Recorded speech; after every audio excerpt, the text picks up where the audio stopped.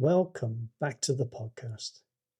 This week, we're sharing one of my favourite episodes so far, part of our new series of recap episodes. While we're busy producing new content for the podcast, YouTube, and our brand new Patreon channel. That's right, Connect, Curate, Create is now on Patreon. It's a dedicated space to learn, share, and grow together. And here's why we built it. Do you feel like your art is being seen by the right people? Are you getting the kind of feedback that actually helps you grow? Do you have a space where you can learn with other artists who really get what you're doing? If you answered no to any of these questions, Connect, Curate, Create is here for you. Our Patreon community gets exclusive and early access to content, behind the scenes videos, key takeaways from episodes and events, access to live discussions with our guests, and so much more. So, if you're ready to grow your creative practice with the support of a collaborative learning community, click the Patreon link in the show notes and join us today. Now, let's get into another brilliant episode, packed with ideas and inspiration for your own creative journey. Art is the best form for me to express pain and also reach out to people who have suffered similar situation. I'm not an activist. I'm not a leader. I'm not a great leader, but I can do this. This is my part. I'm going to share this with the world. It's not just about sharing what happened to me, but also it's about resilience. It's about, living your life after whatever happens to you. You have to have your weapon of choice to survive your life and, make it your life again. In this episode, I talk with Minami Ivory, an artist and educator based in Launceston, Tasmania. Minami shares moving and important insights into how and why she practices art. She offers exceptional insights into how she makes time and space to explore her practice, art as a means of communicating pain, and how her artwork is not only being recognised by Arts Prize panels, but also empowering other women to speak out about their own experiences of pain.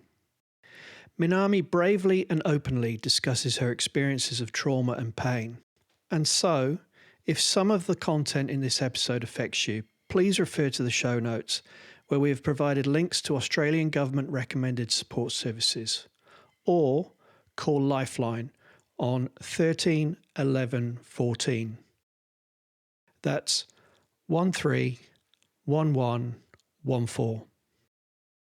If you're listening elsewhere in the world, we recommend you search your government website for links to relevant support services.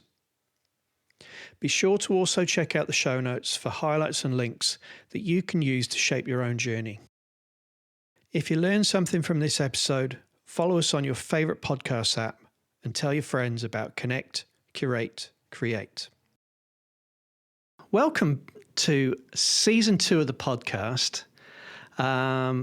We are back in Enterprise, Tasmania, in Launceston, and this week I am speaking with Minami Ivory.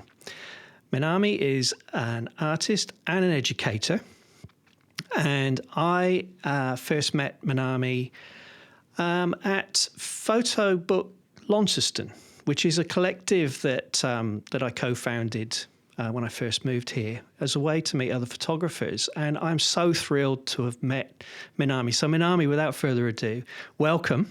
Thank you. Minami, look, it is great to speak with you here on the podcast.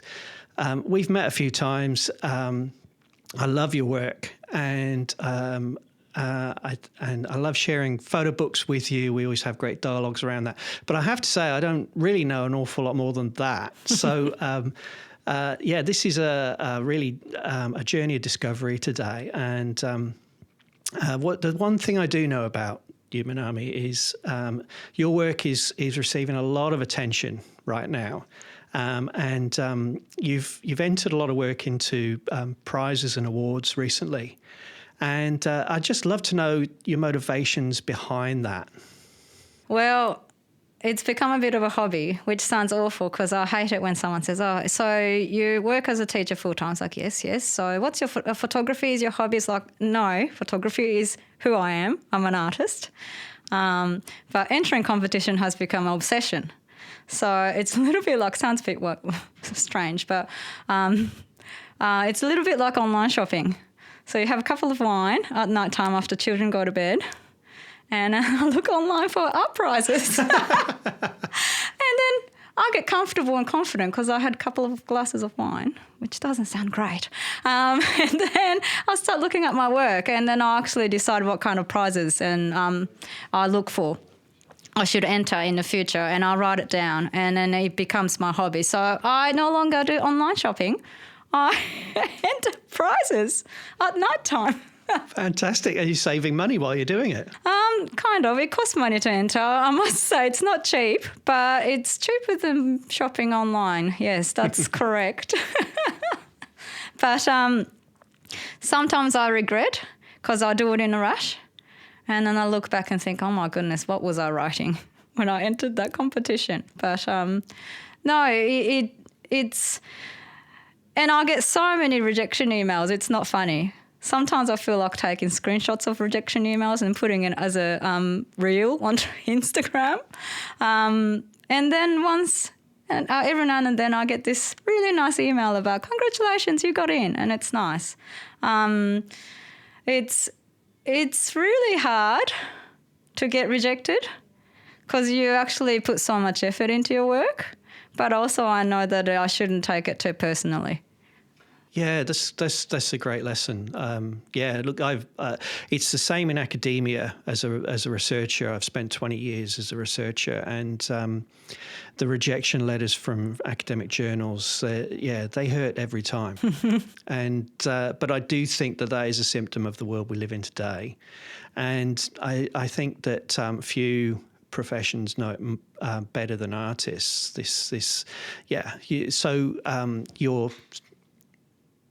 I love the fact that you treat it as a hobby. The competition bit, yes. Yeah. But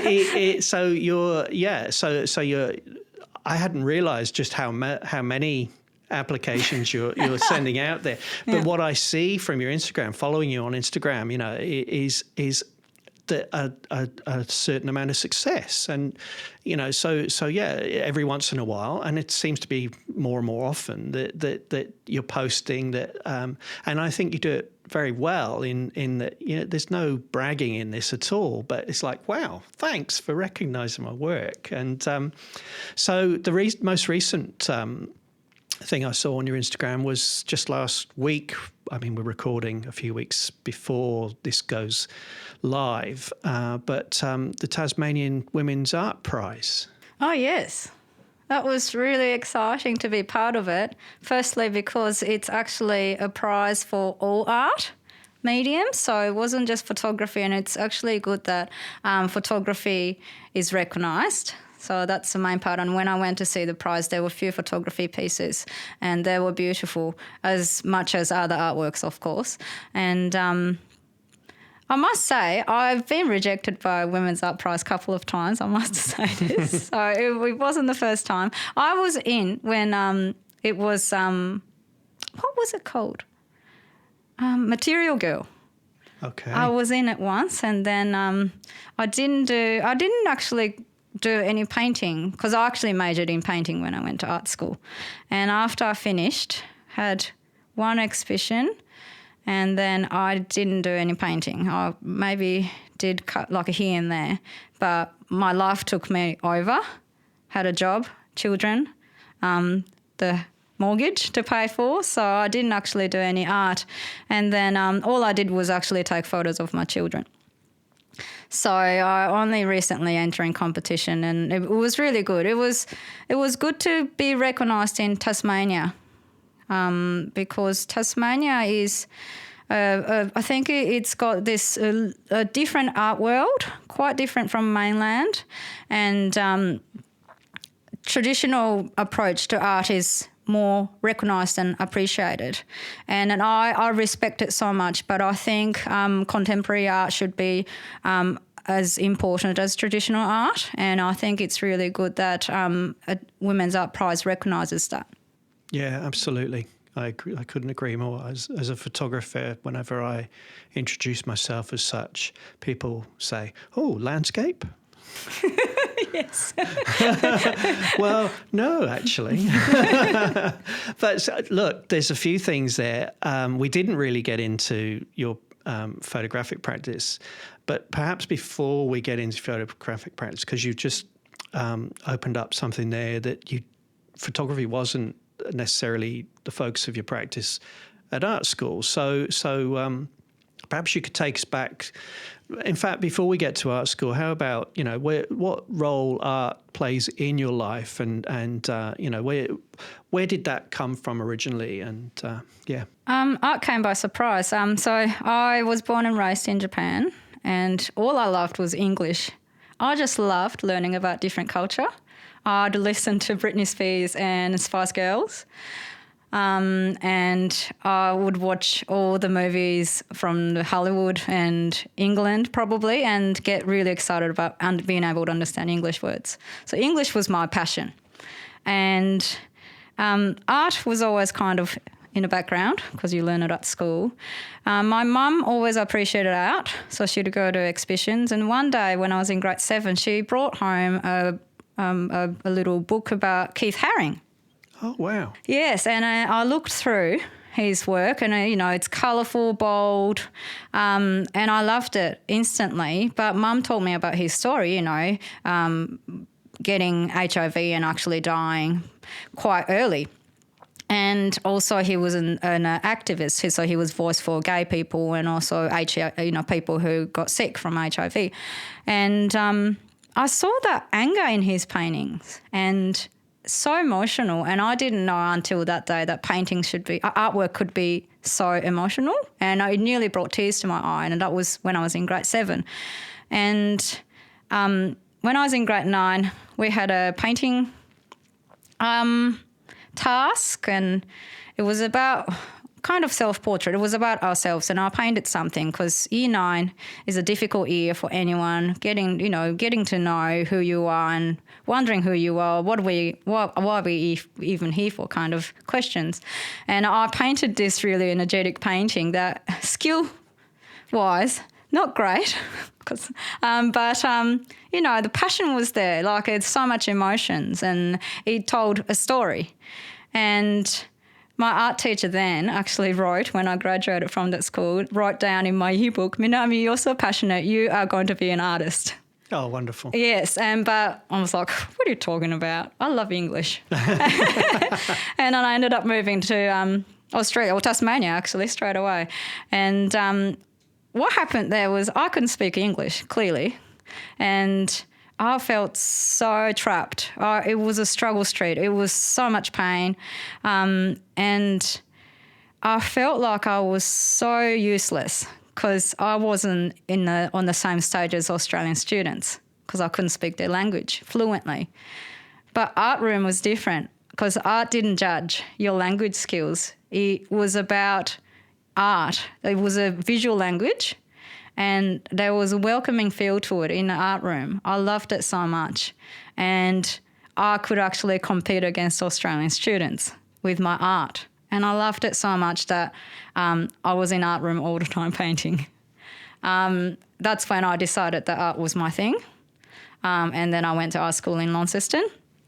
And I got my teaching degree because I love stability. Didn't want to be a struggling artist. So I taught art at the same school for 15 years now. And then I took photos of my children with a good camera.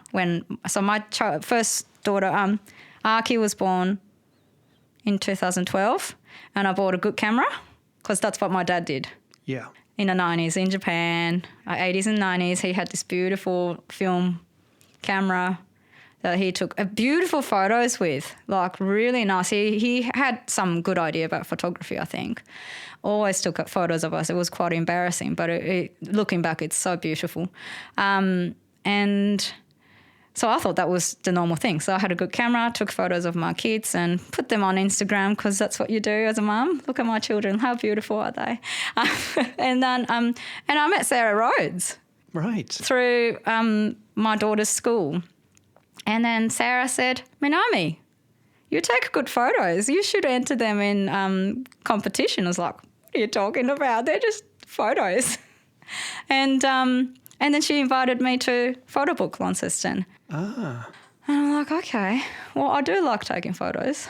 And then I joined in, and then Lewis Lim photo book workshop was on, and I joined. And then Lewis, for those people that don't know, Lewis Lim is based in Brisbane, and he's a photographer himself, and also he's a printer, but also he runs workshop of photo book making, and he worked with us, and he was so good. He actually put together my just everyday family photos into a beautiful book, and I just couldn't believe how beautiful it turned out. And I'm like, oh, this feels good. I love this. And also, along with that, Sarah Rhodes, who's also a great photographer I always look up to. She took photos of me a few times for her PhD work, and she takes photos with large format film camera. And when I saw her in action, I just couldn't believe how beautiful the process was. I just did not know. It was just like unknown world, and it was breathtaking just to see her taking photos of me. And so that was around 2021, 2022. And then that year I thought, you know what? I'm going to have a go at being an artist. I'm going to actually take photos with purpose and concept, and I'll see where it takes me. And here I am. Wow. Incredible. Yeah, you've just taken us on quite a journey there. Oh, yeah, sorry. And I hadn't realised that, again, as I say, I love your work, but I hadn't realised that photography had really only become something that you considered part of your practice very, very recently. Okay.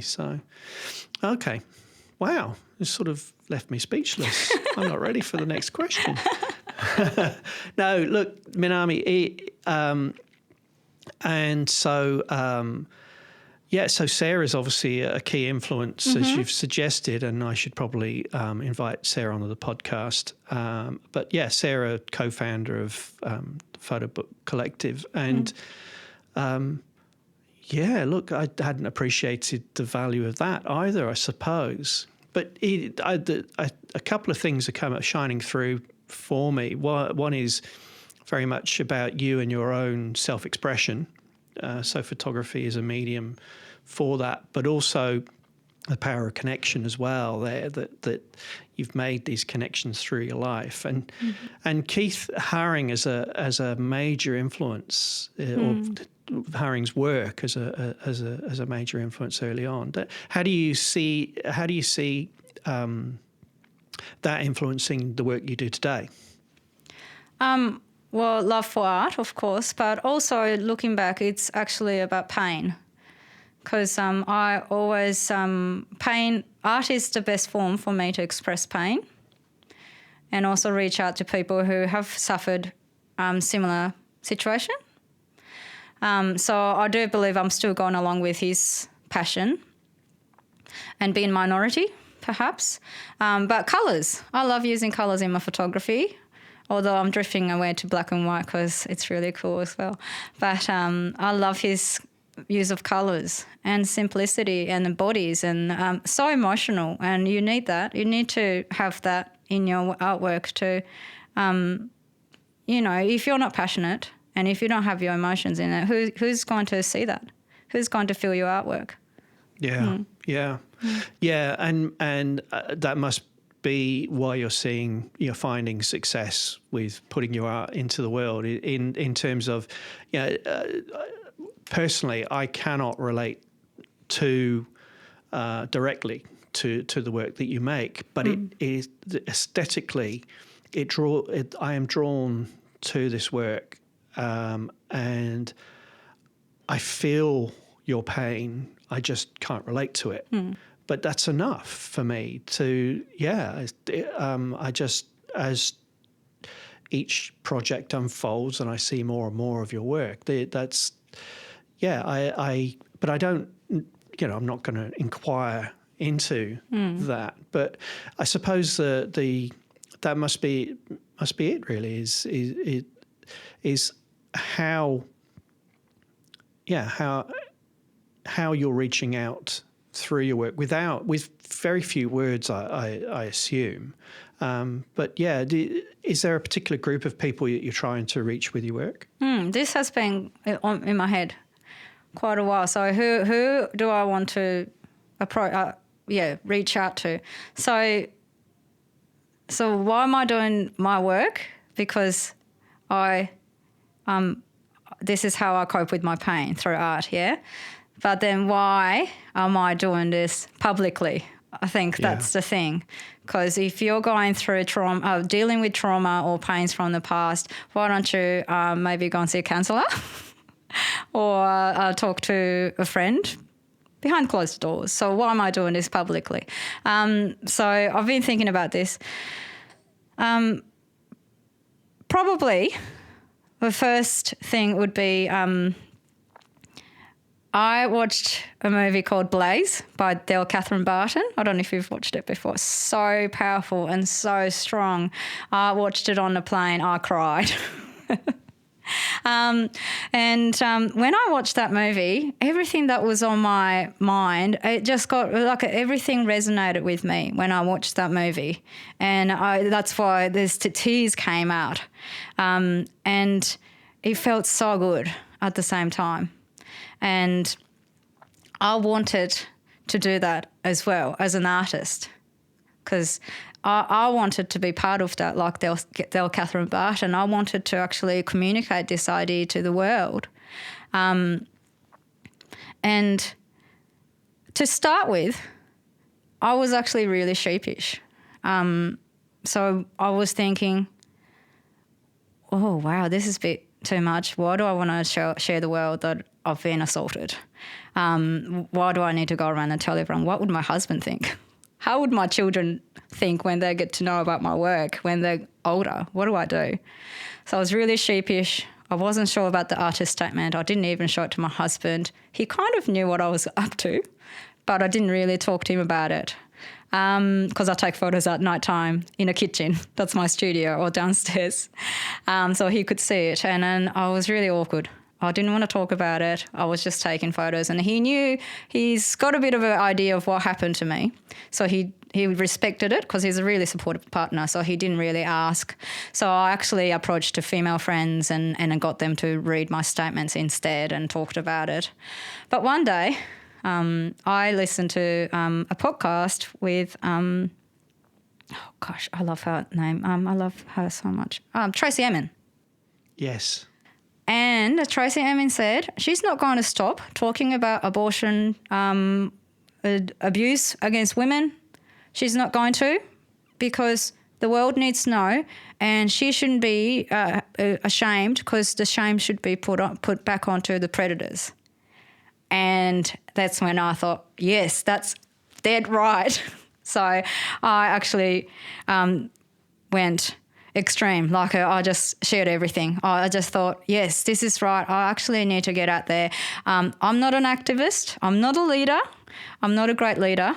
But I can do this. This is my part. I'm going to share this with the world and see if someone understands me, and if they can feel that emotion that I felt when I watched Blaze.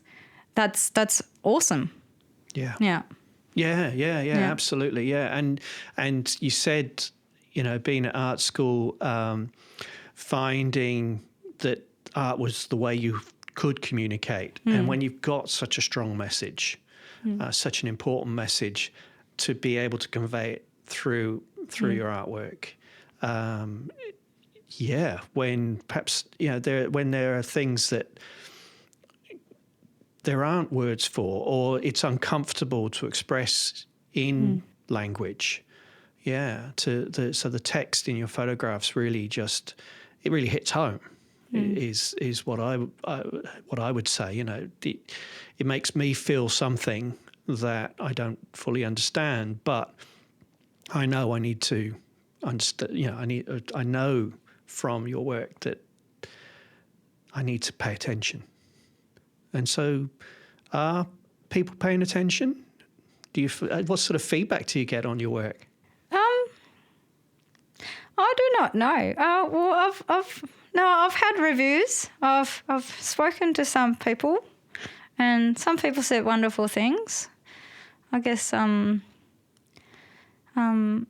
people are supportive. One thing that I've noticed, because my last series, How Do I Bury If I Don't Have Your Body, counted, graded, numbered, so long, was about me going through IVF process and infertility and struggle with that. So that was a bit of a dummy to see how much I can share my pain through photography. So I recently exhibited that at Sawtooth, and after the speech, a woman approached me and she actually shared her story. And I thought that was beautiful, that for her to actually be able to come and speak to me about her experience, because no one actually would go, you know, while having a cup of tea or coffee with your friend, hey, by the way, I had a miscarriage. By the way, I've been assaulted before. Like, you don't say that lightly. So it's actually important to create that space and opportunity, because when you share that, if you wanted to, it's almost like a sign of relief, and also knowing that some other people have gone through that. It makes you feel strong, I think, and also you know that there are always people that will understand you and support you. And a conversation starter, I think. It's great. And I think my current work called Weapon of Choice, it's not just about sharing what happened to me, but also it's about resilience. It's about, you know, living your life after whatever happens to you. You have to have your weapon of choice to survive your life and, you know, make it your life again, you know, despite the sad stories that happened in your life. And I'm not saying that anyone can do it, because I was quite fortunate. My family is quite solid. My family could financially support me to do whatever I wanted. And I know that there are lots of people that have had traumatic events, but they can't get themselves out of it because they don't have support. So I'm not saying that, you know, it's up to you. It's also up to the society, I think. But I want to share that resilience. That the resilience is important in our life, and I want people to see how I am now compared to what happened in the past, and it's okay. Life is actually going to be okay, but you just have to have your weapon of choice ready. Metaphorically, not physically. No. I'm not sure. So maybe I will have some people approaching me if I ever have an exhibition. I did have someone actually approaching me one day after reading my artist statement, and I was quite shocked. I was like, oh my gosh, you read this? Because you write, I don't know if any artists do. I write artist statements and put it up on the internet thinking, no one's not going to read that. They're just doom scrolling on Instagram. And then someone came to me and was like, oh, yes, I read your statement. And she shared her story. And I was like, oh, my goodness. Mm. I didn't know so much effect that I had on this conversation. And it was daunting. It actually was daunting, but I was glad. When I got home, I was really pleased. Wonderful. Mm. Yeah, and you said you're not a leader, but that sounds like true leadership. I mean, being the person who's brave enough to put their story out into the world so then others can find their voice. Mm. And that is ultimate power. I mean, that's just so powerful. And yeah, Minami, I think,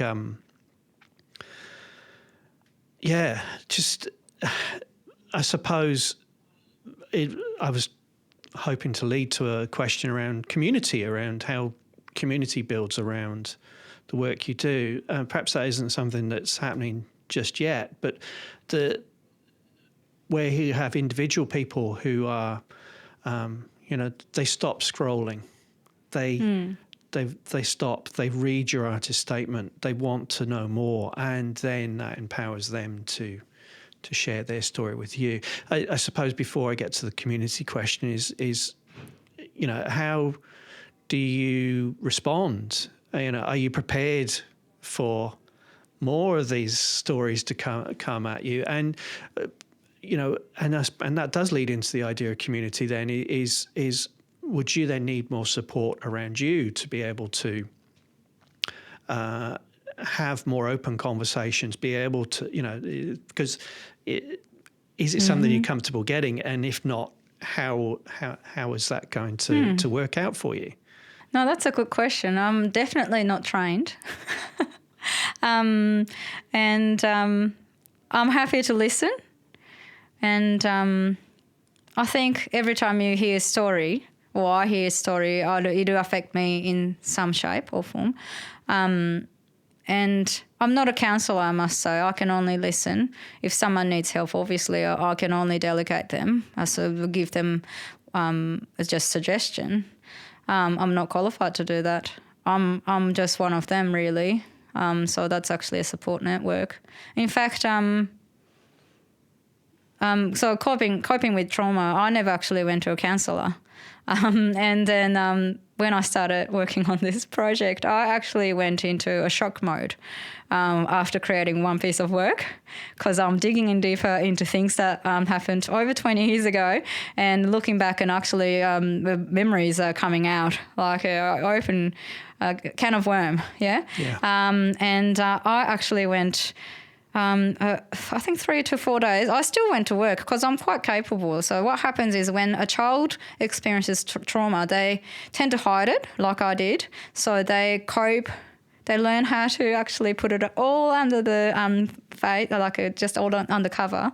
So I still went to work, taught, still fine. But at lunchtime, Maurice is like verge of tears. And I was like that touch and go 3 or 4 days. And then I'm like, hang on, I have to stop here. I need some help. So I actually asked for help. And I went to see a counsellor, and it was okay. I only went for a couple of times and I was back to who I was. But yes, I think when you share or start digging into that feelings, people can go in that really verge of tears. And if someone experienced that, obviously, I'm happy to delegate, responsibility, or just guide them through. But I'm just here. Yeah, no, I think you said, that peer network, that support network, and there are groups out there, and I'll make sure that in the show notes there are links. So if anything, if anyone listening to this podcast is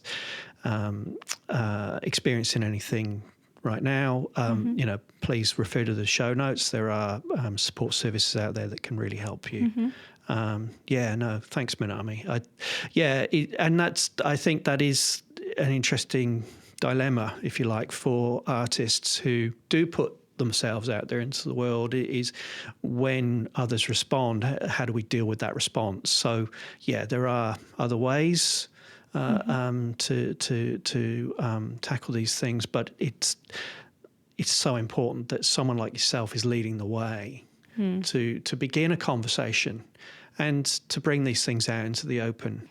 Art is a way to open up conversations, perhaps more than anything else, particularly, as I said, when there are no words.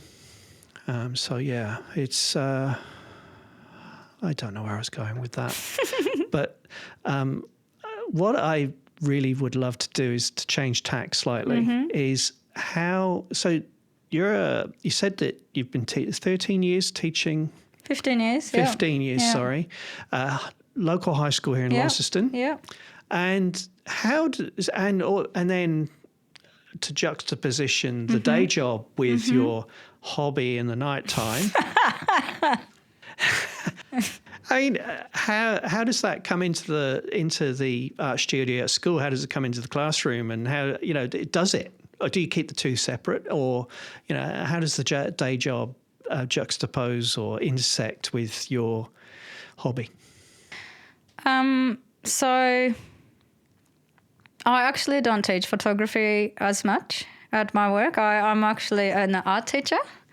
So it's completely different, I guess, but I'm still in the art scene. I have one photography class, but look, it's completely different. I don't brag about myself in front of students. I'm just a teacher. Really, they wouldn't even know who I am. No, I suppose I wondered, just in terms of your own approach to teaching and how perhaps your own arts education, how that informs. But you'll have a curriculum that you'd be following, I presume. And, yes. So there would be particular things you'd need to tick off on, and you wouldn't necessarily be able to deviate too far from that. No. But I do have a flexibility of, for instance, photography. Like I do get to pick an artist. You can look at an artist like Sally Mann and talk about family heritage and photography and everything. Not that we do that, but that's just an example that we could do. So I get to give my input, I guess. So I get to talk about the artist that I'm passionate about or the art style that, as long as you actually go along with the CARA, Australian curriculum, we can tick the boxes. Yeah. Given that it suits the E-group's capability and also, I guess, concept and everything. And also I think taking photos or being an artist at night time on weekends only, that helps me to become more passionate. Yeah, generally I'm passionate about art, but now that I'm also a practicing artist, I'm always researching. So my knowledge is getting bigger and bigger and bigger, even though I can't remember lots of artists' names. It's just a bad thing. But it helps. Yeah. So it takes two to tango, I think. I didn't create art for a long time after uni, but I was in the art scene and then teaching students some skills, painting, drawing, and also looking at artwork together. And that really helps. It really helped me to become a better artist because I'm actually aware of how people learn, how people create artwork. And so it's quite separate, my daytime job and a nighttime identity, I don't know, whatever we would like to call it. They're in the same field but quite different. Yes. Yeah. Yeah. Day and night. But it is, and I think that for me is really interesting. I think every guest I have on the podcast navigates art's work,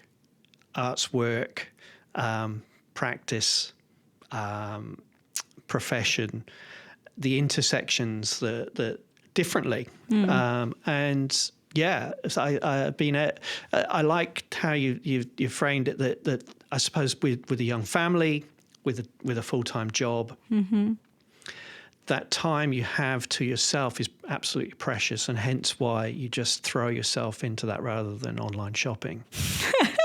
Yes. Yeah, no, and I mean, there's a lesson in that for us all. Rather than sit there doom scrolling or be seduced by the ads and all the rest of it, which I am guilty of myself. Pick up a photo book. I have a good friend in London who said, there is not a day does not go by without him picking up a photo book. And you can see how that influences his practice. So I was going to ask you if Keith Haring has ever come into the classroom with you. A bit rude. He can be a bit rude. Oh, no, actually, that's a lie. No, there are some pictures that I can show to my students, definitely. So I have shown a couple. I tell them not to research about him. I'll just show them his photos. Sure. Yeah. It's tricky, I think, working with a high school student. There's so many great artists that I want to share with. But then, Google. Back in the day, you could tell them about the artist and you just show them a book, and it was quite limited. But now they research artist's name, and then there can be lots of images that we shouldn't be showing young children. Which they're not yet prepared for, I suppose. But and that for me is the fascinating thing for me, is that you yourself are making art which has a very strong message and a very important message. Yes. But then you're not allowed to take that into the classroom, or there isn't a place for it in the classroom yet. No, the only thing that I can share with my students is my skills and knowledge, but it's not about me, it's about them. Yeah. There's no need for me to share my artwork. There's so many other great artworks and artists that I can share. There's no need. There's no room for me. But for instance, like Mapplethorpe, I'd love to show his works to my students, but I can't. Just little things like that. Something that you wouldn't have to worry about if you're a lecturer maybe at university. But I need to protect our young people. So that's just a bit of a difference that I just have to make sure that I'm not confused in the process of, Yeah, absolutely. Yeah. Yeah, no, that's given me a lot of food for thought. Yeah, as a university academic for 20 years, for me, it's always been about opening up minds, as you say, not about me, it's about the students, but helping them to think critically about the world, and it's just a different age group. So, I have a bit more freedom. Look, I really want to get to the future. So are you gonna, you're gonna keep having these sleepless nights when you're up late photographing in your kitchen studio and submitting and getting your work out into the world? What does it look like now for the near future? Perhaps where do you want to go next with your work? Yes, my current series, Weapon of Choice, is. I don't think it's nearly finished, but I'm a bit past taking photos, self-portrait now. I'm actually in a stage of collecting images, and like for instance, I was recently back in Japan, so I went through my wardrobe in my parents' house and I found all sorts of cool stuff that I could use for the series. So I'm in that stage now, editing and sorting things out. So there's a lot of computer work, which is not that exciting. It is exciting, but not compared to taking photos. But I'm also thinking of next projects, and that's a good indication of it's time to move on from my current series because my mind is drifting away. So I've got a couple of things happening already in my dreams, so that's good. So once this is all done, yes, I'll start taking photos again, and I'd like to go back into more like a hands-on, not just taking photos, but collage and even painting on photographs. I think I'd actually love to go back to that visual art side of it. Because that's what I did at university. So, yeah. Yes. Yeah. It sounds like you're just at the beginning of a journey. My hobbies do change a lot. So maybe entering Art Prize might not be a thing. When you talk to me next year, you might be back to knitting. I don't know. Well, there you go. Thank you. You'll definitely be back for season 3. Or maybe 4, or wherever we get to. But at some point in the future, Minami, I would love for you to come back and tell us where you're at then. Yeah. And look, your work is so important. It's so beautiful, and I appreciate how painful it has been for you. And your bravery, your leadership is inspiring. Inspires me, and listeners, I hope it inspires you too. So, Minami, thank you so much for joining us. Thanks, Tim. Look forward to talking again soon. Cool. Thank you. Thanks for listening to this episode of Connect, Curate, Create. I hope you found inspiration and insights that you can apply to your own creative work. For highlights and links, check out the show notes and be sure to follow us on your favourite podcast player so you never miss an episode. Tune in next time as I continue to explore life and work in the arts.